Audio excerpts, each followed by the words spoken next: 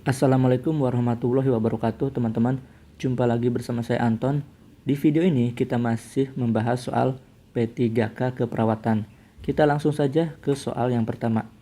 Seseorang yang berusaha memecahkan masalah dengan cara makan berlebihan, tidak makan, bekerja berlebihan atau menghindari disebut A. Coping non-reguler, B. Coping non-standar, C. Coping konstruktif, D. Coping adaptif, atau E. Coping maladaptif, atau F.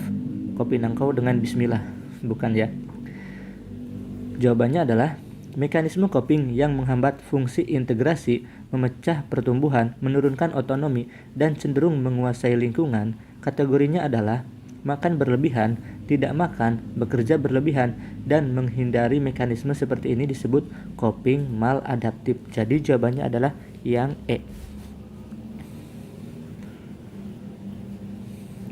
Soal berikutnya, bermain dapat melatih anak dalam hal A. Kemampuan diri, B. Berbagai alat permainan, C. Berbagai macam permainan, D. Disiplin dan menaati peraturan serta mengembangkan sikap sosial, atau E. Komunikasi.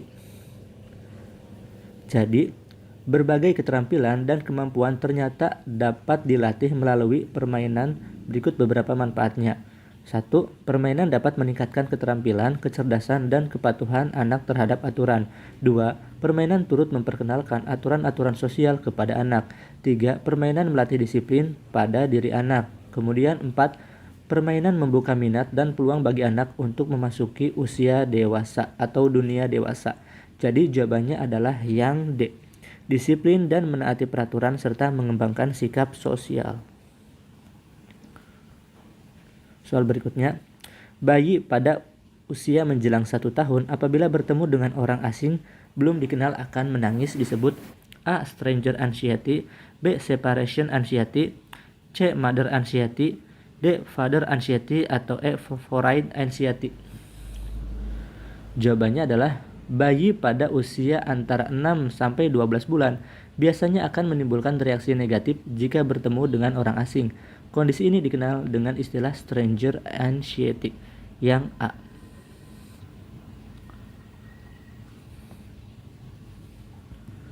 Pada usia 1 sampai 3 tahun, anak diperkenalkan kepada aturan dan disiplin yang berkaitan dengan A. Kepatuhan, B. Kebersihan, C. Tumbuh kembang, D. Kebiasaan BAK atau BAB, dan E. Kemampuan psikomotor.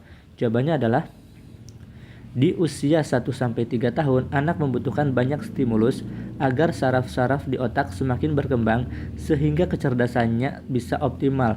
Aktivitas yang tepat di usia ini akan mendukung perkembangannya kelak, sehingga anak juga mulai diperkenalkan kepada aturan dan disiplin yang berkaitan dengan psikomotor anak. Jadi jawabannya adalah yang E, kemampuan psikomotor.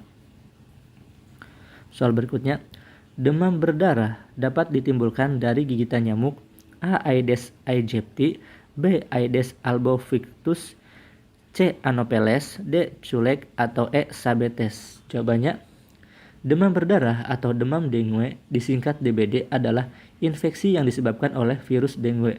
Aedes aegypti merupakan jenis nyamuk yang dapat membawa virus dengue, penyebab penyakit demam berdarah.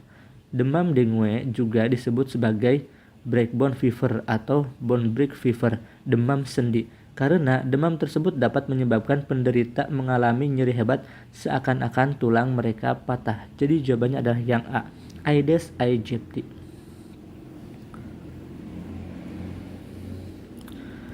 Perhatikan pernyataan berikut ini. Penyakit berjangkit infeksi disebabkan oleh virus RNA umumnya menyerang anak-anak usia 2 minggu sampai 5 tahun. Pernyataan tersebut merupakan ciri-ciri dari penyakit A. Flu babi, B. Flu burung, C. Flu tulang, D. Flu Singapura, atau E. Fluensia. Jawabannya adalah yang D. Flu Singapura. Flu Singapura adalah penyakit infeksi menular yang disebabkan oleh virus RNA yang masuk dalam famili Picornaviridae genus Enterovirus non-polio. Dalam dunia kedokteran, flu Singapura dikenal sebagai hand, foot, and mouth disease atau penyakit kaki, tangan, dan mulut. Di dalam genus Enterovirus terdiri dari virus Coxsackie A, virus Coxsackie B, echovirus, dan enterovirus. Penyebab KTM yang paling sering pada pasien rawat jalan adalah Coxsackie A16, sedangkan yang sering memerlukan perawatan karena keadaan lebih berat adalah komplikasi sampai meninggal enterovirus 71. Berbagai enterovirus dapat menyebabkan berbagai penyakit. Soal berikutnya, H5N1 merupakan jenis penyakit menular yang juga sering disebut dengan A. flu babi, B. flu burung, C. flu tulang, D. flu Singapura, atau E. fluensia. Jawabannya adalah yang B. flu burung. Flu burung atau dalam bahasa Inggrisnya avian influenza adalah penyakit menular yang disebabkan oleh virus yang biasanya menjangkiti burung dan mamalia. Burung liar dan unggas domestikasi ternak dapat menjadi sumber penyebaran H5N1. Ini pernah menjangkiti Indonesia beberapa tahun ke belakang ya. Salah satu kewenangan Kementerian Kesehatan Republik Indonesia adalah A. Perumusan kebijakan nasional, kebijakan pelaksanaan, dan kebijakan teknis di bidang kesehatan. B. Pelaksanaan urusan pemerintahan sesuai dengan bidang tugasnya. C. Penetapan persyaratan akreditasi lembaga pendidikan dan sertifikasi tenaga profesional atau ahli, serta persyaratan jabatan di bidang kesehatan.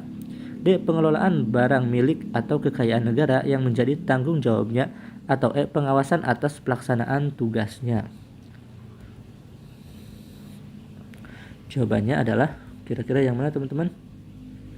Kewenangan Kementerian Kesehatan Republik Indonesia sesuai dengan soal adalah penetapan persyaratan akreditasi lembaga pendidikan dan sertifikasi tenaga profesional atau ahli, serta persyaratan jabatan di bidang kesehatan. Jadi jawabannya adalah yang C. Obat generik berlogo atau OGB merupakan program pemerintah Indonesia yang diluncurkan pada tahun A. 1989, B. 1990, C. 1991, D. 1988, atau E. 1992. Obat generik berlogo OGB merupakan program pemerintah Indonesia yang diluncurkan pada 1989 dengan tujuan memberikan alternatif obat bagi masyarakat dengan kualitas terjamin, harga terjangkau, serta tersediaan obat yang cukup. Jadi jawabannya adalah yang A. Soal terakhir. Sebuah alat medis akustik untuk memeriksa suara dalam tubuh seperti mendengarkan detak jantung, suara usus, dan pernapasan adalah A. Tensimeter, B. Termometer, C. Stetoskop, D. Endoskopi, atau E. Kolonoskopi. Jawabannya pasti sudah pada tahu ya teman-teman. Jawabannya adalah yang C. Stetoskop. Tensi ini untuk mengukur tekanan darah, termometer ini untuk mengukur suhu tubuh, endoskopi itu pemeriksaan saluran cerna ya, tapi dari mulut. Kalau kolonoskopi itu dari kolon. Baik teman-teman, itu saja yang bisa saya sampaikan pada kesempatan kali ini. Semoga bermanfaat dan sukses untuk teman-teman semua yang mau ujian P3K. Saya pamit. Wassalamualaikum warahmatullahi wabarakatuh.